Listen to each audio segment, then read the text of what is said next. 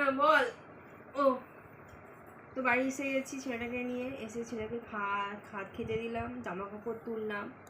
আর সত্যি কথা বলতে আমি না আনতে যাই না ওকে, আর এই দুপুরবেলাটায় এত রোদ থাকে না, তো আমি আনতে গেছি একদিনই, মাথাটা না যন্ত্রণা হয়ে গেছে, কি মাথা যন্ত্রণা করছে।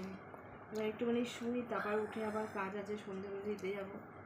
তো চলো একটু শুই, ছেলেকেও নিয়ে শোবো, তো ছেলে এবার পড়তে যাবে।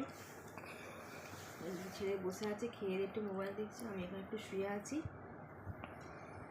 আর সত্যি কথা বলতে না মানে এই রোদ, এই গরমকালটা না খুব কষ্টকর হয়। আর যারাই স্কুল থেকে আনতে যাক বা এই কাজে যাক রোদেতে, তাদেরই সত্যি কথা খুব কষ্ট। আমি তো একদিন গেলাম, খুব বুঝতে পারলাম, সত্যি খুব কষ্ট লাগলো।